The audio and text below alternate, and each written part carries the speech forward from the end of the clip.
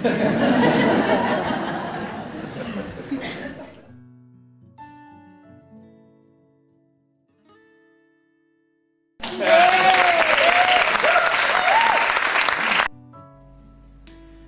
hi everyone, I hope that you like our first video, and today we're going to talk about another topic related with the pyramids. This topic, a lot of people like to talk about it, maybe joke about it, and we're going to try to make it more scientific today.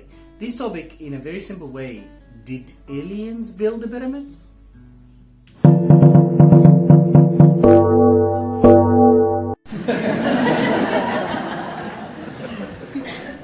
So when people talk about this, they normally make a big mistake. They mix between the alien existence and aliens build the pyramid. So we don't want to make this mistake. Did aliens build the pyramid? No, they didn't build the pyramid. We're going to talk here about the first step. The ancient Egyptian made a very, very basic tomb. You can see it all over the world. You call it the tombstone. So let's see this. For the ancient Egyptian, the ground level was considered the split line between the death and the life. So anything under the ground was considered dead. Anything above the ground was considered alive. So the ancient Egyptian made a tombstone where they can write the name and the titles like for the dead person. Then under the ground they made a very simple pit where they can put the bodies in it with very basic tools. Maybe that person used it in his life, like a jar, like some jewelries or something like that. That was the first step. But why it was not enough? Because of two things. Number one, that tombstone could be lost by the time, so the soul will not be able to recognize the location of the body. Number two, that space under the ground is not enough for them. They wanted to take more things with them in the afterlife, so they had to develop one more step higher. Second step, they wanted more room. So what they did, under the ground, they started to make a well, burial well, goes under the ground in with a burial chamber where they can put the bodies. Above the ground, they started to develop that to make what's called a mastaba. What is a mastaba? It's a superstructure building. This superstructure building is divided from inside into different rooms where they can split their funeral furniture, which a lot of people, they call it like the treasures. Okay? All of what they want to take with them in the afterlife, that was more than enough for them. This was the second step. The third step here is talking about a very special king. His name was Djoser. Djoser was a unique king because he was officially the first king to take a unique title called the Son of the Sun. Okay? And he was super lucky to have a unique genius architect. His name was Imhotep or Imhotep. That amazing architect, he was the first one to use the stones in building. So what did he produce for his lord Djoser? Very, very unique construction known on Earth as the Step Pyramid, the first official try to make a pyramid. That was same idea. Under the ground, they made the entrance and actually different galleries for different tombs. But above the ground, this was unique. He made at the beginning 4 amazing mastabas. Then he added 2 more. This gave us the shape of the Step Pyramid. Why? To give the soul of the king a chance to take a giant steps to go to the heaven where the sun god exists. That was the amazing construction which is called the Step Pyramid, and the first try officially to make a pyramid in the whole world. The fourth try here with a unique king did several pyramids for himself. His name was Senefru. Senefru actually had a step pyramid for himself and had 2 other pyramids. After the step pyramid, Senefru asked his architects, "Can you do a full pyramid for me?" And seems that they said yes. So, what happened?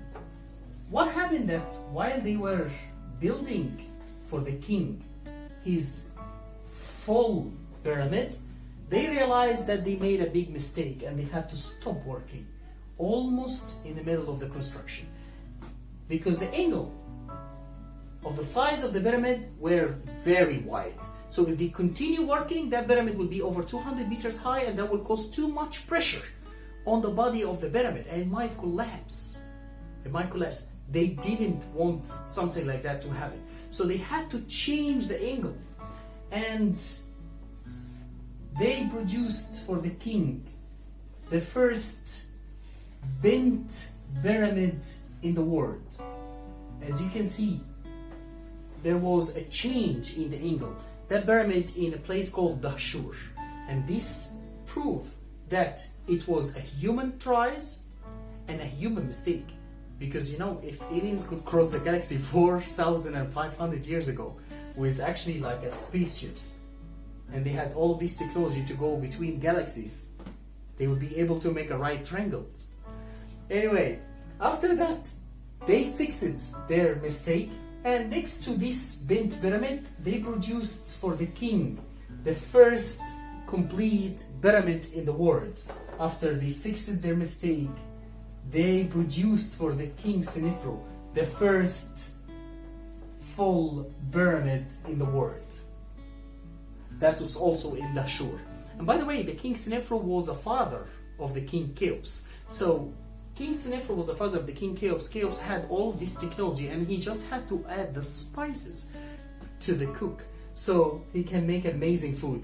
And that food, that amazing construction, that miracle on earth was the head of the 7 old wonders of the world, which is the Great Pyramid in Giza. So they didn't actually make pyramids like that. They go step by step. Aliens didn't build the pyramids. At the end of this video, I want you to know that everyone is free to believe in whatever you want.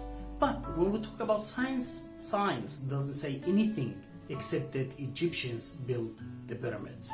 So we have a lot of evidence. Like number one, we had in Egypt almost 137 pyramids or more now, and all of these pyramids were built by Egyptians. We can see evidence actually in it or around it. Like, for example, Giza, which a lot of people they still talk about it. We can see two things related with the workers. Two things. We can see actually houses, which we were talking about it before, that Professor Hawass found 10,000 houses close to the pyramid site have been used to house the workers, or we can find tombs. Tombs. So tombs and houses, that's two things related with the workers. We can also finally talk about some clear evidence. When there was an expedition sharing between the Egyptian government and the French Institute, one of the French institutes, in a place called Wadi Garf. Wadi Garf was a very, very special location. It's close to Suez, okay, about 200 kilometers or something like that. It's close to Suez. And while they were working, they ended up finding several things. They found blocks of stones, and they found boats, and boats have the name of the King Cheops on it. You can Google that. The most important discovery there was a certain collection of papyrus. This certain collection of papyrus related with a man. His name was Meri Ra, or Merer. Merer or Meri Ra, he was a chief worker during the time of the King Cheops himself.